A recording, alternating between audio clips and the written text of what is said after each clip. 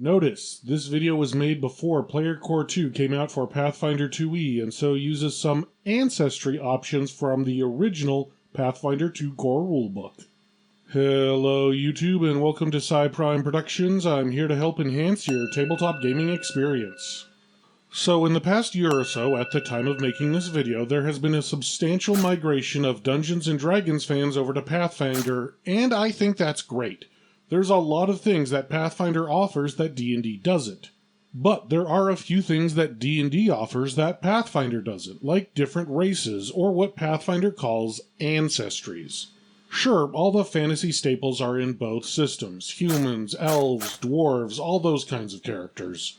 Even a few that are basically the same, even if there are some minor changes, like D&D's cat-like race, the Tabaxi, versus Pathfinder's Amarun. Or the snake-like races, such as D&D's Yuan-Ti versus Pathfinder's Nagaji. But there are a few ancestries that Pathfinder just doesn't have that D&D players may want to play.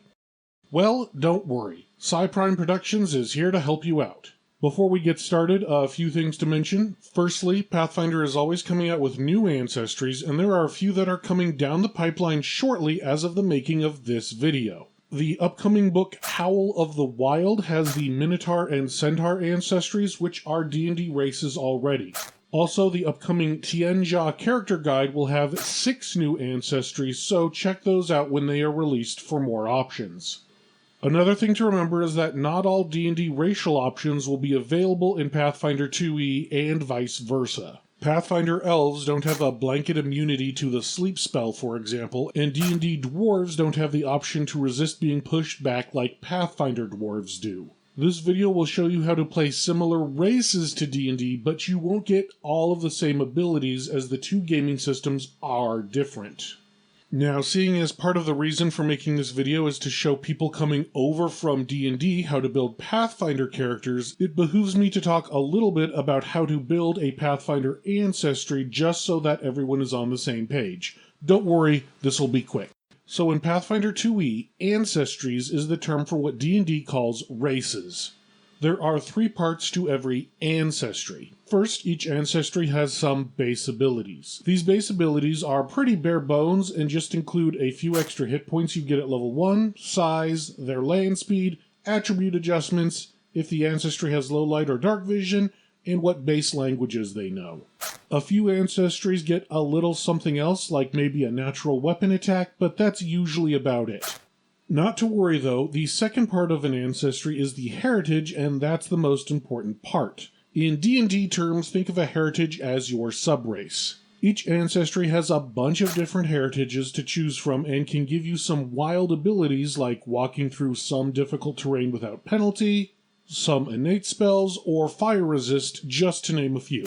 Lastly, at level 1 you get an ancestry feat, which is another bonus ability you get. As you level up, you gain more ancestry feats, but you can only have one heritage, usually.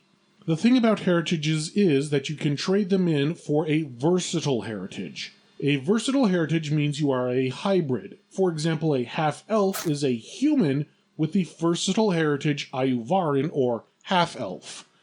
A versatile heritage gives you access to all of your base ancestry feats, plus all feats from your versatile heritage, and maybe more. In our previous example, a half-elf gains access to all human, half-elf, and then also elf ancestry feats. They also count as both humans and elves for game purposes. You may also gain low-light vision from a versatile heritage. One last thing, there is an optional rule for a custom mixed heritage. This lets you choose any ancestry, let's say elf, and then as your heritage you can choose custom mixed heritage for any other ancestry, let's say dwarf. You count as both ancestries and can gain access to both ancestries' ancestry feats. Yes, that's right, you can play a dwelf in Pathfinder 2e if your GM allows this optional rule. Alright, now that that's out of the way, let's get into 5 D&D exclusive races you can play in Pathfinder 2e. Number 5, Tieflings and Aasimar. Number 5 is an easy gimme, and I'm basically including it for newer players who may not be in the know, but Tieflings and Aasimar are in the Pathfinder remaster, they are just called something else. In particular, they are called Nephilim and represent a far greater range of character options than D&D's Tiefling or Aasimar. You can have celestial blood, fiendish blood, or even a mixture of the two. See, Pathfinder realized that really fiends and celestials often have similar abilities, so they can just combine the two ancestries into one. It's like saying mechanically, it doesn't matter if you have angelic or demonic wings, both would give you the ability to fly. Also, this is a versatile heritage, so you can have any base ancestry you want. Have a hankering for being a elf tiefling? Go for it. Part kobold Aasimar? Totally allowed. So, if you want to be a tiefling or Aasimar in Pathfinder 2e, you can totally do that. It's just called Nephilim. Number 4, Owlin. So in D&D, Owlin is a flying owl-faced race. Now, there is no official ancestry for owl people in Pathfinder 2e, but owl people do exist. They are called the Strinks, but sadly there is no ancestry rules for them. However, the Strinks have a close cousin in the ancestry called Strix. The story is, far as I can tell, is that the Strinks and Strix were one species. They got separated, and the Strix then got mutated into a more harpy-like form. But fundamentally, they are very similar. So, a generous GM would probably let you have the Strix ancestry and just reflavor it as a Strinks. Word of warning, the Strix don't start off with the ability to fly, as Pathfinder thinks that flying at level 1 can be too powerful. No idea why. A level 1 Owlin cleric can fly 60 feet above the Tarrasque, safe from all attacks. After about 30 minutes, the Tarrasque dies.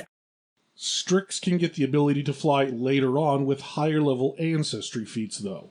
So, if you like the idea of playing an owl person, there is an option, though it'll take some GM permission.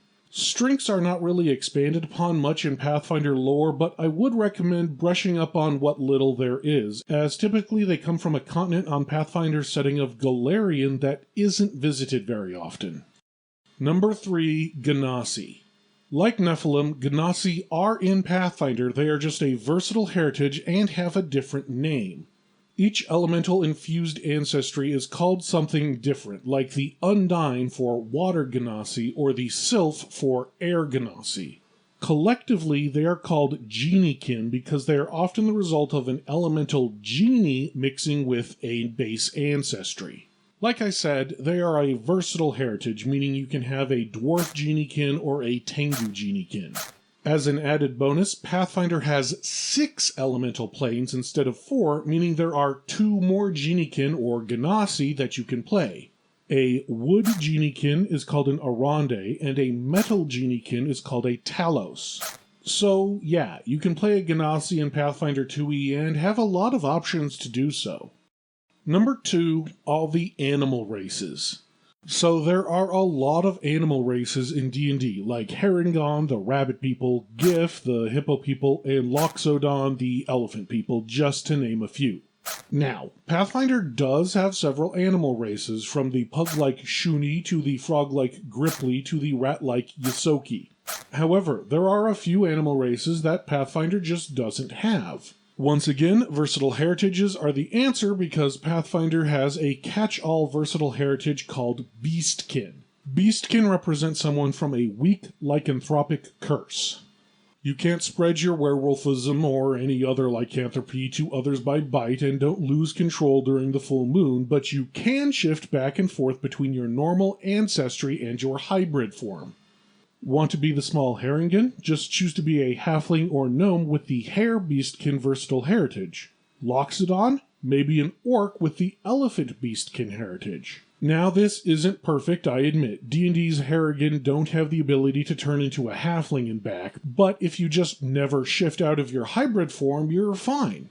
All beasts can have a natural weapon attack of some form, and they can have ancestry feats that let them pick up things like keen senses and the like. And finally, number 1, Dragonborn. So this is probably the biggest one. D&D Dragonborn are part of the core rulebook. This is probably the one that we need to talk about the most. So starting off, there are no Dragonborn in Pathfinder lore. Pathfinder has folded a lot of the dragon stuff into kobolds. They are kind of the default dragon ancestry. They have ancestry options like getting a breath attack, and later on they can fly. But I get it. You don't want to play a dinky small-sized kobold. You want to play a proud, regal, 6-foot-tall dragonborn.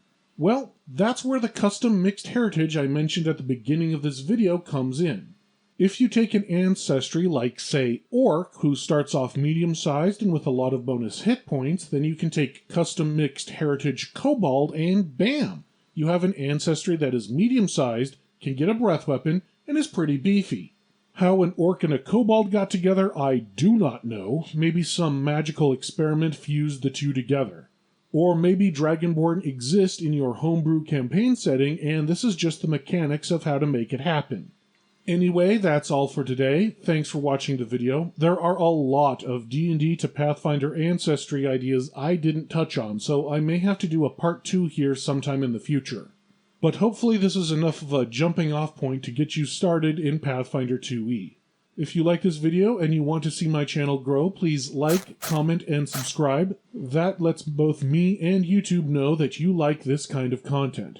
As always, I want to thank everyone who has helped my channel grow. I really do appreciate it from the bottom of my heart.